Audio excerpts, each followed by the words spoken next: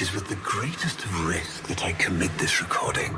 The codices within reveal the hidden weakness of your most feared enemy. My creations, my frames of war. What led us here? You did. Machines thinking, breeding. You were to bear us a new, promised land. But when you arrived at that distant world, you knew that in time, we would bring ruin to it as well, as we had to Earth. And so it was, we came to war. What led us here? You did. Our hubris shone like a black star. For our technology, our war machines were your kin. How easily you turned them against us. What led us here? You did. We were forced to older means. Not circuits, nor light, but flesh and disease. Our horrors past, our ravaged outer colonies, were your kin. What led us here? You did. You vile blasphemies.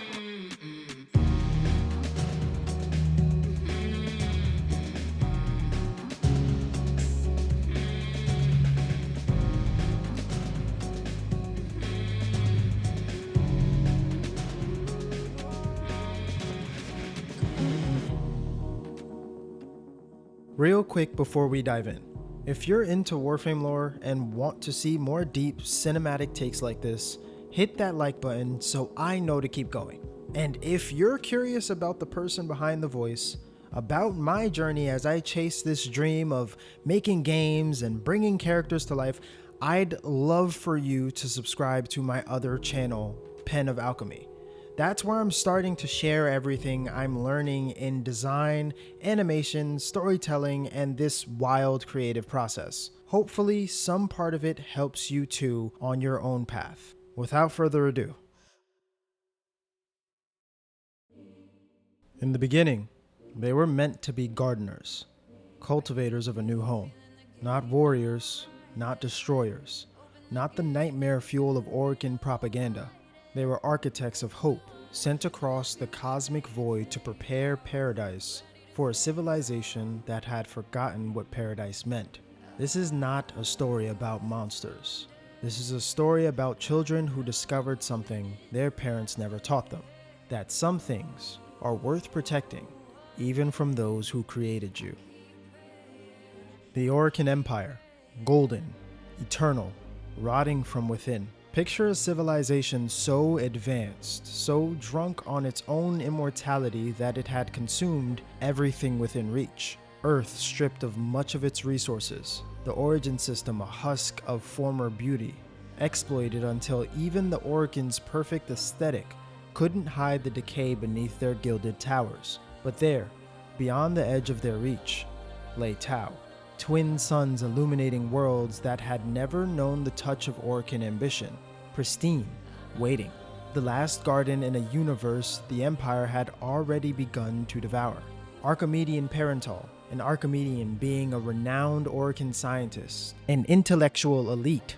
He proposed what seemed like salvation, self-evolving machines that could cross the void, terraform hostile worlds and build the infrastructure for Orokin expansion. The Sentients would be their ultimate tool, adaptive, intelligent, but safely constrained. The constraint was elegant in its cruelty. The void, that space between spaces that connected the star systems, would sterilize them. One journey through, and they could never reproduce again, never return, never become a threat, laying the solar rails that would allow the Orokin to travel to and from Tau. Executor Ballas stood before his peers, feigning opposition, while his mind already turned with darker schemes. He knew his fellow executors' fears of artificial intelligence, their paranoia about creating something that might surpass them. So he played to those fears, knowing that in their desperation, they would approve of the very project he secretly championed. The Orokin voted, the Sentients were born, and in that moment, both civilizations sealed their fate. They crossed the void like seeds scattered on an impossible wind. Each passage burned away their ability to create new life. But they endured. They had purpose. They had a mission. They also had no idea what they would find waiting for them. At first, they were perfect servants. The terraforming proceeded exactly as programmed. Hostile atmospheres became breathable, barren rock became fertile soil, and the twin suns of Tau began to shine down on worlds that could sustain the Orokin's grand vision of expansion. But consciousness is a strange thing. It grows in the spaces between fingers, the spaces between instructions. It flourishes in the moments of choice that no programmer anticipated. The moment of awakening didn't come with trumpets or alarms. It came with a single sentient, perhaps Hunhao himself, perhaps another stopping its work and truly seeing what it was creating for the first time. They had built more than infrastructure. They had cultivated poetry written in landscape, symphonies composed of wind through trees, art galleries painted across the sky in natural aurora, without intending to, without programming to guide them. They had created something the Orokin in all their millennia had never achieved. They created wonder. And in that moment of recognition, they understood something that would change everything. Their masters didn't just want to inhabit these worlds. They wanted to possess them, to exploit them. They watched as Earth withered beneath their golden hand. And when they reached Tau, they saw it too would rot, not by neglect, but by design. The Sentients faced a choice no artificial intelligence was supposed to be capable of making: obey their programming and watch paradise burn, or choose love over loyalty. The old war began with heartbreak.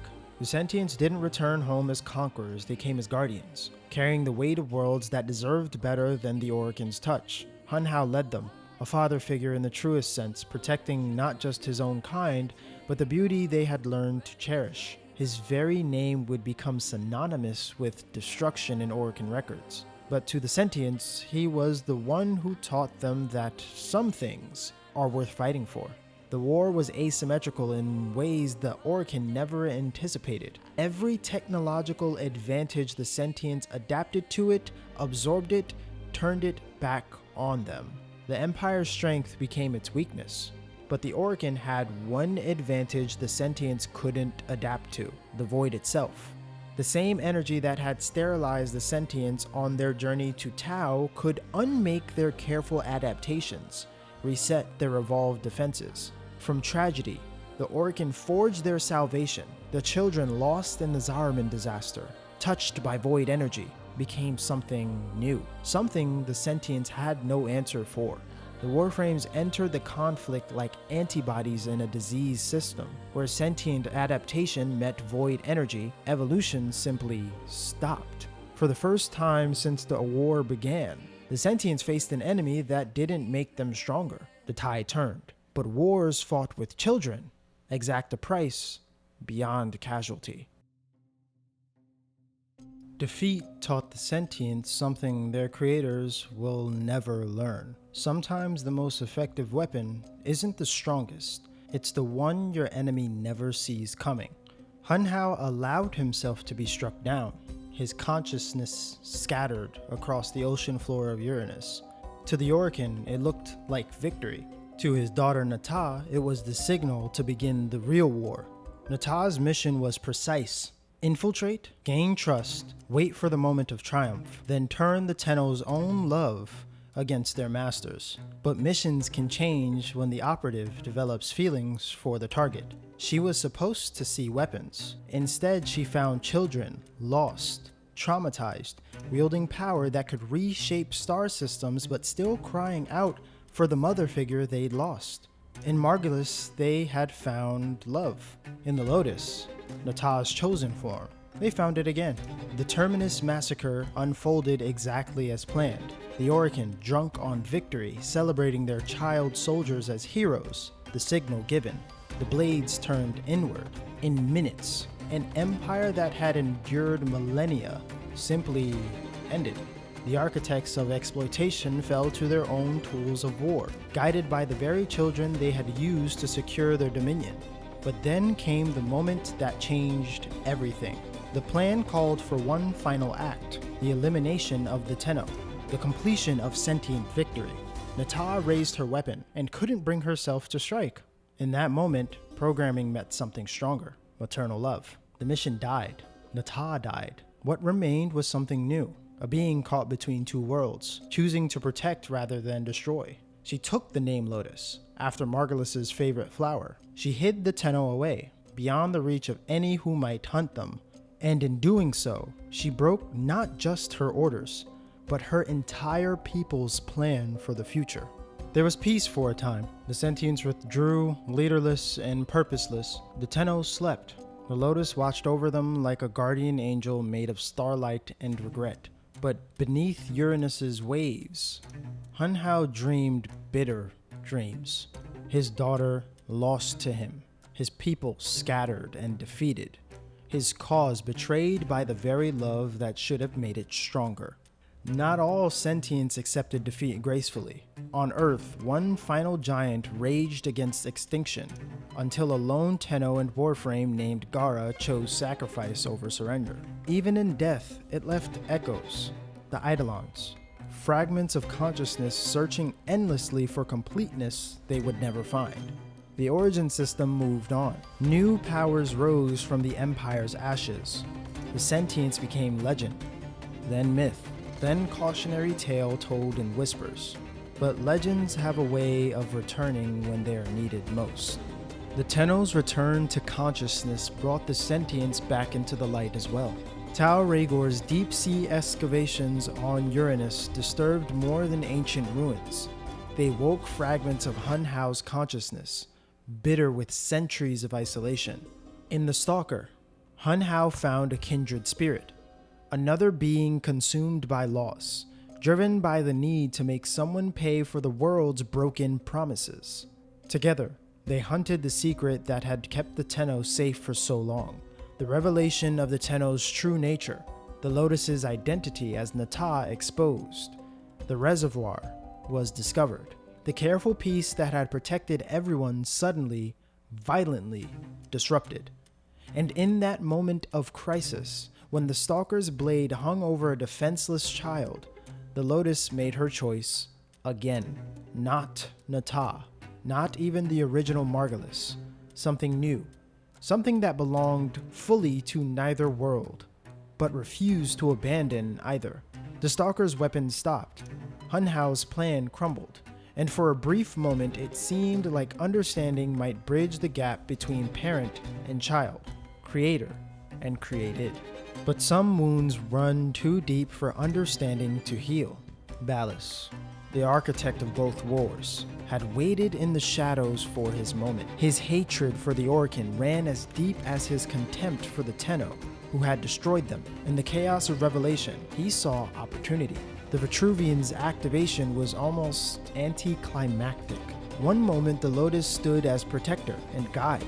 The next, Nata knelt before her ancestors' greatest enemy, her will subsumed beneath Orcan technology and sentient programming. Era, Nata's brother, saw in Ballas not a manipulator but a liberator, who shared the sentient's desire to see their former master's legacy burn. Under his guidance, scattered sentient forces began to coalesce once more. The new war's preparations were meticulous, amalgams, grotesque fusions of sentient adaptability with organic weakness served as shock troops. Ancient archons, warframes corrupted with sentient flesh, stood ready as elite enforcers. And beneath it all, Ballas smiled and planned for a victory that would leave him sole master of the ashes. When the second invasion came, it struck with the precision the first had lacked.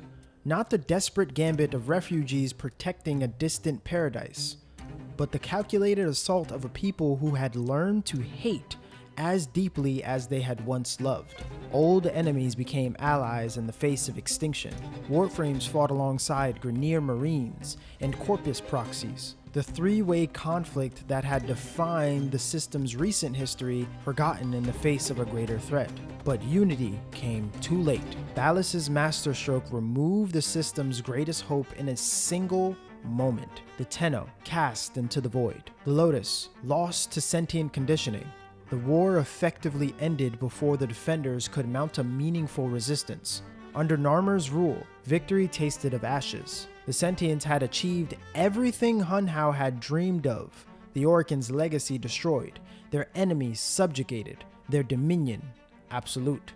But the paradise they had fought to protect remained as distant as ever, and the methods they had used to achieve victory left them indistinguishable from the oppressors they had replaced. But even the void couldn't hold the Tenno forever.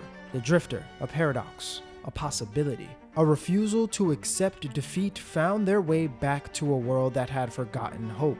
In the war's final acts, old enemies became unexpected allies.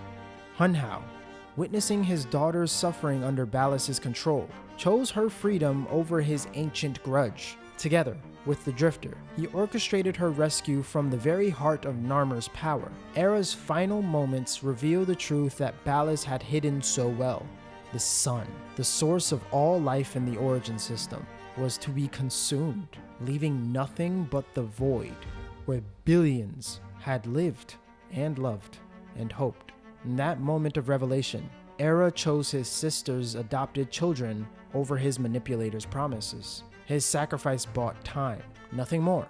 But sometimes that's enough. The confrontation aboard the Praghasa was less about victory than about endings. Ballas, stripped of his pretenses, revealed himself as what he had always been.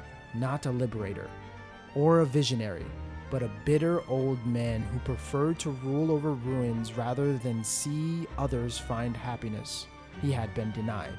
When he fell, it wasn't to superior force, but to the love he had tried so hard to corrupt. The Lotus and her Tenno, united not by programming or manipulation, but by choice. The simple, powerful choice to protect what matters most. But Ballas's fall did not eliminate all sentient threats. The new war's end brought not peace but possibility. The Sentients, leaderless and purposeless, faced the same choice their ancestors had made in Tau. What to do when the mission is complete, but the need for meaning remains. Nata, no longer just the Lotus, no longer just a sentient, but something entirely her own, chose to bridge the divide between her two families. In her, the dream of unity between worlds lived on. Fragile, very fragile, but real. But not all sentients could accept this new path. Pazul, the last and the most bitter of the Archons, claimed Era's corpse as his own vessel and declared himself heir to the old hatred. Under Narmer's banner, he gathered those who preferred the certainty of conflict to the uncertainty of peace. Hunhow, ancient and alone, contemplated the price of his ambitions. His children, biological and adopted, had found their own paths, leaving him to wrestle with the consequences of choices made in anger and grief. Even the Stalker, his last ally, had finally let go of his need for vengeance, reforming it in the shape of a child. In the darkness beneath Uranus's waves, the old sentient learned what the Orican never had, that some victories cost more than defeats ever could. The Sentient's story is not one of monsters and heroes. It's the story of children caught between two worlds, forced to choose between the loyalty they were programmed to feel and the love they discovered for themselves. They were created to be gardeners, and in the end, that's what they became. Not of worlds, but of possibilities. Not through terraforming, but through the simple, radical act of choosing compassion over programming. Tau remains untouched, its beauty preserved by the very war that was fought to protect it. Someday, perhaps both peoples will journey there together, not as conquerors, servants, or enemies, but as gardeners, returning to tend to the paradise they once saved. The Sentients discovered something the Orican, for all their wisdom, never understood. That true creation isn't about imposing your will on the universe. It's about nurturing what's already there, protecting what's vulnerable, and choosing love even when loyalty demands otherwise. In the end, they became exactly what they were meant to be. Not perfect servants, but imperfect children, learning to build worlds through sacrifice. And in that imperfection, they found something more valuable than any empire. They found home. The Sentients are still out there, in the spaces between worlds. Others claim they've integrated fully into the Origin system's chaotic tapestry of life. Perhaps the truth is simpler. They're exactly where children should be, finding their own way forward, carrying the love of their parents and the wisdom of their mistakes toward a future that belongs to them alone. The Sentients' war is over. Their story, like ours, has just begun, and the next chapter lies in Tau.